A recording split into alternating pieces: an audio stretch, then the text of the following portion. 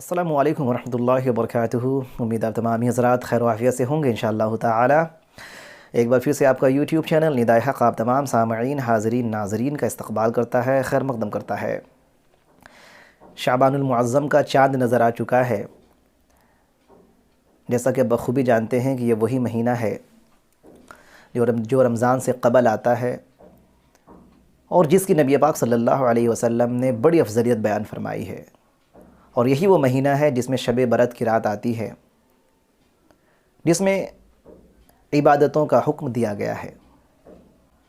میرا آپ حضرات سے ایک سوال ہے کہ اگر کوئی بندہ آپ سے یہ کہے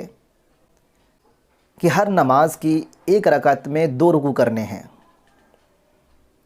یا پھر 2 مرتبہ سورہ فاتحہ پڑھنا ہے، تو آپ بلا ساختہ آپ ان سے منع کر دیں گے، اور منع کرنے کی وجہ یہ رہے گی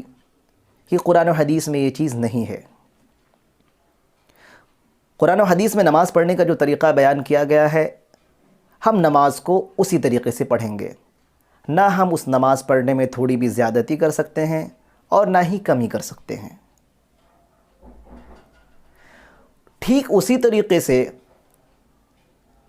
ہم یہی بات دوسرے شعائر میں کیوں لاگو نہیں کرتے؟ ابھی شب برات کا موقع آ رہا ہے، بہت سارے ایسے حضرات ہیں جو اپنے گھروں کو سجائیں گے، لائٹیں لگائیں گے، پٹاخے بجائیں گے، قبرستانوں میں جائیں گے، مجلسیں لگائیں گے، کنڈے بنائیں گے، دعوتیں اڑائیں گے اور قرآن خوانی کریں گے، نعت خوانی کریں گے۔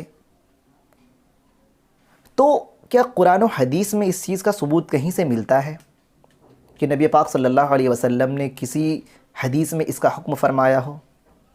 یا پھر صحابہ رضی اللہ تعالی علیہم اجمعین نے اپنی زندگی میں کبھی ان سب چیزوں کو اپنایا ہو؟ تو پھر ہم کیوں کرتے ہیں ان سب چیزوں کو؟ ہمیں یہ حق کس نے دیا ہے کہ ہم شریعت کے شعائر کو تار تار کریں اور اسلام کو بدنام کریں؟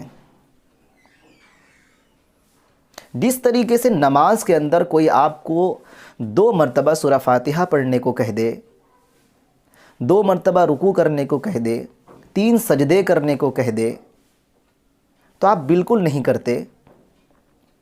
کیونکہ قرآن و حدیث میں اس کا ثبوت نہیں ملتا ہے۔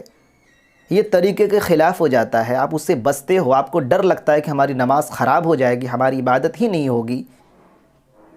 تو آپ ان سب موقعوں سے ان سب چیزوں کو کیوں نہیں مانتے کہ اگر ہم بتائے ہوئے طریقے سے زیادہ یا کم کر لیں تو بھی ہماری عبادت نہیں ہوئے گی؟ جس طریقے سے نماز کے اندر آپ کچھ زیادتی یا کمی کرتے ہیں تو آپ کی نماز نہیں ہونے کا ڈر آپ کو لگا رہتا ہے، اسی طریقے سے اور عبادات کے اندر ان سب چیزوں کو رائج کیوں نہیں کرتے ہیں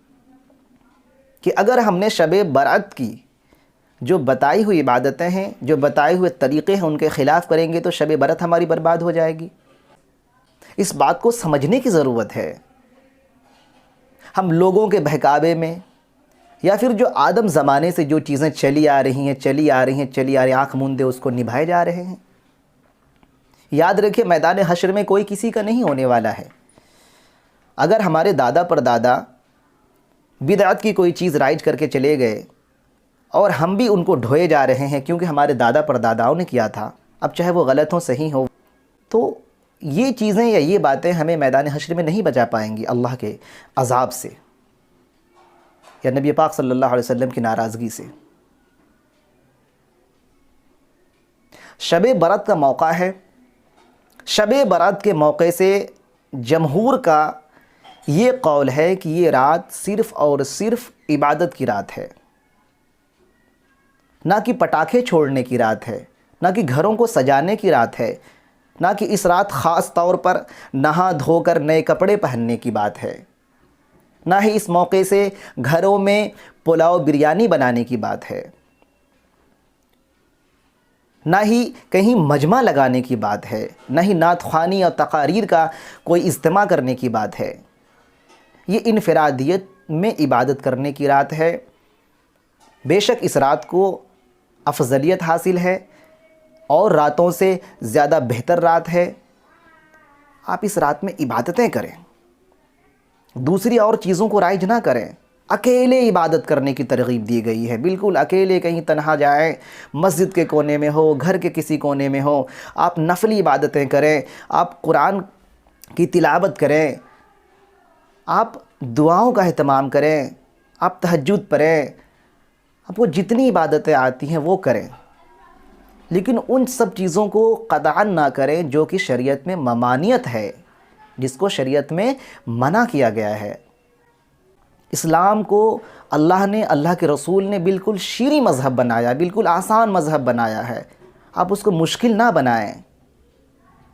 آپ کو دیگیں چڑھانی ہے، آپ کو نہانا دھونا ہے، آپ کو گھر کو سجانا، پورے سال کریں نا، کوئی دقت کی بات نہیں ہے، صفائی تو آدھا ایمان ہے نہیں ہے۔ آپ قبرستانوں میں جائیں، پورے سال جائیں جس طریقے سے جاتے ہیں، لیکن خاص طور پر یہ رات ہے، اس رات میں پٹاخے چھوڑنے ہیں، قبرستانوں میں جانا ہے، رونا دھونا ہے اور پتہ نہیں کیا کیا کرنا ہے۔ اس رات کو خاص کر کے اگر آپ کوئی کام کرتے ہیں تو وہ بدعت میں شمار ہو جاتا ہے عبادت کے علاوہ۔ صرف عبادتوں کا اہتمام کریں، اللہ سے خوب روئیں دھوئیں، اور زیادہ جاننے کے لیے اپنے علماؤں سے رابطہ کریں، اپنے مسجدوں کے امام کے پاس بیٹھیں، ان کی صحبت اختیار کریں، کتابوں کا مطالعہ کریں، جاننے کی کوشش کریں، اپنے دین کو جاننے کی کوشش کریں۔ ایسا نہیں کہ جو چیزیں چلی آ رہی ہیں آنکھ موندے اس کو چلے جا رہے، اور معاشرے میں اگر اس طریقے کی کوئی باتیں آتی ہیں اس کو روکنے کی کوشش کریں۔ تو سب سے پہلے خود کو بچانے کی ضرورت ہے، خود کو بنانے کی ضرورت ہے، اور اس کے بعد اگر آپ کے معاشرے میں اس طریقے کی کوئی باتیں ہو رہی ہیں تو ان سے بھی لوگوں کو خبردار کرنے کی ضرورت ہے، ان کو آخرت یاد دلانے کی ضرورت ہے، ان کو کتابیں پیش کرنے کی ضرورت ہے، ان کو لے جا، ان کو اطمینان کرنے کی ضرورت ہے۔ آپ بھی جانتے ہیں کہ جو چیزیں جتنی کہی گئی ہیں اتنا ہی کرنے میں بھلائی ہے، نہیں تو وہ چیزیں خراب ہو جاتی ہیں۔ کھانے میں جتنے نمک کی ضرورت ہے اتنا ہی ڈالیے، جتنے مسالے کی ضرورت ہے اتنے ہی ڈالیے، کم ڈالیں گے تو مزہ نہیں آئے گا، زیادہ ڈالیں گے تو خراب ہو جائے گا۔ امید ہے آپ ہماری باتوں کو سمجھ گئے ہوں گے انشاءاللہ تعالی۔ اللہ تعالیٰ کہنے سننے سے زیادہ عمل کی توفیق عطا فرمائے۔ السلام علیکم ورحمۃ اللہ۔